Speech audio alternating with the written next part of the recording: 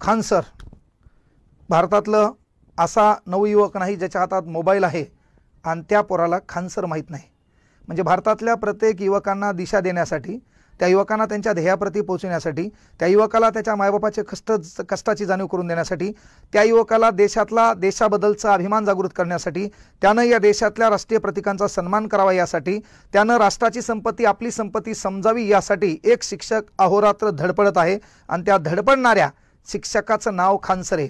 येणाऱ्या काळात या महाराष्ट्राचा, या भारताचा पुढचा इतिहास लिहिला जाईल तर त्या इतिहासात सुवर्णाक्षरात एका मास्तराचं आगळं वेगळं नाव लिहिलं जाईल। त्या आगळा वेगळा मास्तर शिक्षक तुमचं आमचं प्रेरणास्थान म्हणजेच खान सर आहे। या खान सरचं वैशिष्ट्य बाबा की कुठली गोष्ट अवघड असेल ती अतिशय सोप्या पद्धतीनं शिकवणं आणि विद्यार्थ्यांना कमी फीसमध्ये, म्हणजे या महाराष्ट्रातला भारतातला कुठलाही विद्यार्थी पैशाअभावी शिक्षण घेऊ शकणार ही अडचण त्याची दूर करण्यासाठी कमी पैशामध्ये फीस स्ट्रक्चर उपलब्ध करून लेकरांना शिक्षणाची सोय उपलब्ध करून देणारा एक अवलिया ते म्हणजे खान सर। पहा लक्षात घ्या, विद्यार्थ्यांचा मोर्चा होतो, त्या विद्यार्थ्याच्या मोर्चामध्ये गेली काही दिवसापासून खान सर बेजार आहेत आणि याच खान सरांना अटक होते। पण पोलिसांना कळून चुकतंय की जर शिक्षकाला अटक झाली तर विद्यार्थी काय आगळं वेगळं आंदोलन निर्माण करतील किंवा आगळी वेगळी दिशा ठरवतील आणि सरकारला अडचणीत आणतील म्हणून त्या खान सरला सोडलं। पण तेच खान सर त्या विद्यार्थ्यांच्या आंदोलनासाठी लढता लढता आज प्रभात मेमोरियल हॉस्पिटलमध्ये ॲडमिट आहेत आणि वारंवार त्यांना उलट्या होत होत्या, वारंवार तब्येत खालवली जात होती। पण चांगला माणूस आहे आणि एक लाखो लेकरांचे, करोडो लेकरांचे आशीर्वाद, करोडो लेकरांचे जे काही प्रेम आहे ते सरांच्या पाठीशी आहे म्हणून सरांचं काही वाईट होणार नाही। कुठल्या तरी एका IPSने एक बातमी पण टाकली होती RIP खान सर, तर तशाला आहे ना, म्हणजे पुढं उभं करून त्यालाही चांगला मार पाहिजे। कारण आपण कोणाबद्दल लिहिलो, काय लिहिलो किंवा गडबड एवढी का बाबा, तर ते फक्त बिमार आहेत, तब्येत बिघडलेली आहे, त्यांना काही होणार नाही। आपल्यासारखा तुमच्यासारख्या लाखो करोड लोकांचा आशीर्वाद सरांच्या पाठीशी आहे आणि मुद्दा आहे की विद्यार्थी आंदोलन करायलेत, ते आंदोलन करत असताना पोलिसांना विनंती आहे की बाबा तुमचंही लेकरू कुठतरी परीक्षा देत असेल 8-8 तास, MPSC UPSC करणं म्हणजे मजाक नाही। आणि ते करत असताना जर एखादी आयोग असेल, तो आयोग एखादा जाचक नियम आणत असेल आणि त्या नियमाने विद्यार्थ्यांच्या भवितव्याचं नुकसान होत असेल तर मग नेमकं आम्ही रस्त्यावर यायचं का नाही। याच्या अगोदर महाराष्ट्रामध्ये एक तलाठी भरती नावाची परीक्षा झाली, त्या तलाठी भरती परीक्षेमध्ये नॉर्मलायझेशन नावाचा प्रकार होता। तेव्हा तुम्ही ऐकलं की 200 पैकी 218 मार्क पडले, अशा घटना घडल्या, त्याच्या विरोधात पेपर फुटले, आम्ही वारंवार आंदोलनं केले, मात्र आमच्या आंदोलनाला लक्षात घेण्यात आलं नाही। त्यानंतर सरकार आलं, येणाऱ्या काळात पुन्हा आमच्यावर आंदोलन करण्याची वेळ येणार नाही एवढी काळजी फक्त तुम्ही घ्या। बाकी तुमच्या निवडणुकीमध्ये आम्ही आमच्या घराच्याला, आमच्या नातेवाईकांना सांगितलं बाबा या सरकारनं जास्त जागा काढल्यात आणि म्हणून यांनी आमचा विचार केला, थोडाफार तुम्ही विचार केला म्हणून लोकांनी तुम्हाला मतदान दिले आणि तुम्ही सत्तेत आलात। फक्त येणाऱ्या काळात पुन्हा आमच्यावर ती आंदोलन करण्याची वेळ येणार नाही आणि आंदोलन जरी केलं तर आम्ही रीतसर संविधानिक मार्गाने राष्ट्राची संपत्ती, स्वतःची संपत्ती समजून आंदोलन करत असतो। पण पोलीस प्रशासन जर असा अमानुष पद्धतीनं लाठीचार्ज करत असेल तर हा विद्यार्थी वर्ग का नक्षलवादाकडे झोकल्या जाणार नाही याचं उत्तर तुम्हाला द्यावं लागेल। ह्या विद्यार्थी वर्गाला कळलं की बाबा रीतसर मार्गे, संविधानिक मार्गे कलम 19 आम्हाला दिलेला जो अधिकार आहे तो अधिकार बजावत असताना जर पोलीस अशा पद्धतीने लाठीचार्ज करत असेल तर जेव्हा तुम्हाला एखादा नेता तुमची अवहेलना करतो, एखादा नेता तुमच्याबद्दल वाईट साईड बोलतो, एखादा नेता तुमच्या वर्दीचा देखील मानसन्मान करत नाही, तेव्हा तुम्ही आमच्या स्टेटसला असतात आणि तुमच्याबद्दल आम्ही बोललेला असतो।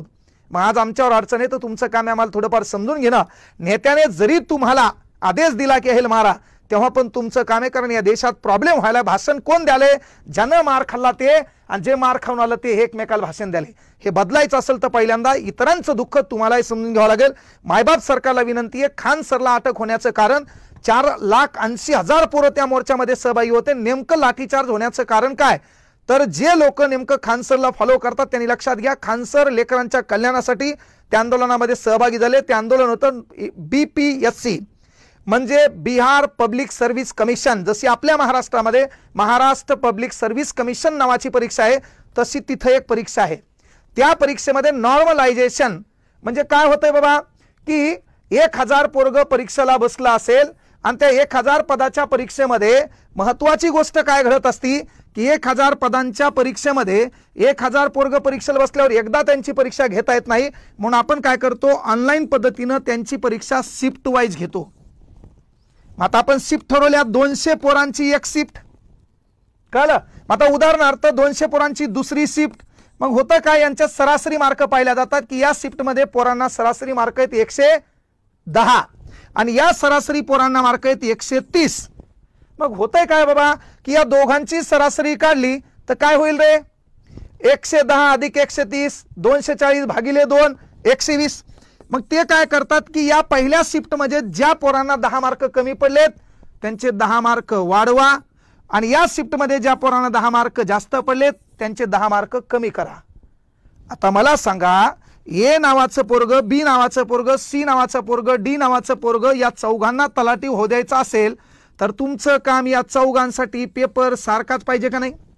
आता मग एक काम करा ना, विधानसभेच्या आमदाराला आमदार होण्यासाठी त्याच्या विधानसभा आमदार मतदारसंघातल्या लोकांचं मतदान घ्या, आणि ज्याला विधान परिषदेचा आमदार व्हायचंय त्याला नागालँडच्या लोकांचं मतदान करायला लावा. नाहीतर त्याला काय करा, है ना, तिकडे बिहारचं मतदान घ्या, नाहीतर त्याला काय करा, दक्षिण आफ्रिकेच्या लोकांचं मतदान घ्या. मग इथं चौघायला तलाठी होताना जर पेपर एकच घेतला तर त्यांच्या सर्वाधिक गुणानुसार त्याची नेमणूक करायला पाहिजे का नाही? ह्याला 4 पेपर घेतल्यामुळे समजा याला काय होईल, याचा सरासरी प्रकरण सोपं येईल, याला सरासरीचेच प्रश्न आले, याचा रिझल्ट येईल ना. आणि याला सरासरी वीक आहे, हा हुशार आहे, पण त्याच्यातल्या 4-5 प्रश्न याचे चुकलेत, हा जाईल का नाही? मग नॉर्मलायझेशन यामुळे पोराचं नुकसान होईल, मरल का नाही? आणि हेच नॉर्मलायझेशन रुकावं, विद्यार्थ्यावर अन्याय काय व्हावा, दूर व्हावा. एकाच शिफ्टमध्ये एकच पेपर लावा, एकाच शिफ्टमध्ये एकच पेपर घ्यावा. यासाठी खान सर लेकराच्या बाजूने एक देवदूत म्हणून उभा आहे, आणि येणाऱ्या काळातही सांगायलो त्यांच्याच मार्गावर चालण्याचं काम महाराष्ट्रातल्या शिक्षकाने करावं, आणि ते करत पण आहेत. पण येणाऱ्या काळात विद्यार्थ्यावर अन्याय झाला आणि विद्यार्थ्याची बाजू जर एखादा शिक्षक घेत असेल तर मायबापांना विनंती आहे, पालकांना विनंती आहे, तुम्ही पण त्या आंदोलनामध्ये सहभागी होणं काळाची गरज आहे. आणि मला तरी वाटतंय येणारा काळ आपला आंदोलनात जाणार आहे. मला तरी वाटतंय फक्त मायबाप सरकारला विनंती आहे, तुम्ही भरघोस मताने सत्तेत आलात, कसे काय याचे उत्तर द्यायला मी काय कुठल्या पक्षाचा आहे ना प्रवक्ता नाही, विश्लेषक नाही. त्यामुळं माझं काम शिकवणं आहे, लेकरांना घडवणं आहे, लेकरांना तिथपर्यंत नेणं आहे. पण वेळ प्रसंगी शिकवून त्याचा तवा गरम करून जर शासन नोकऱ्याच काढत नसेल तर त्यावेळेस वारंवार आपल्याला रस्त्यावर यावं लागेल. तेव्हा ती बाजू घेण्यासाठी पालकांनी देखील आम्हाला साथ द्यावी.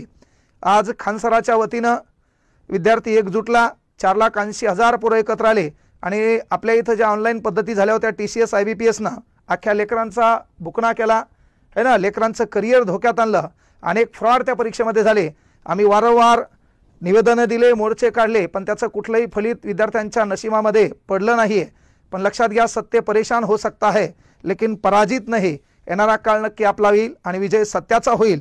शेवटी पोरो, खान सरांचं एक छान वाक्य आहे, सफलता की सबसे खास बात है मेहनत करने वालों पे वो फिदा होती है. त्यामुळं जे मेहनत करत आहेत त्यांचं यश तुम्हाला मिळणार आहे.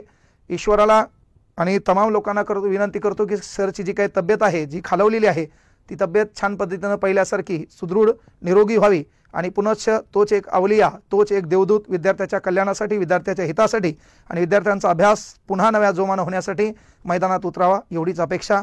जय हिंद, जय महाराष्ट्र.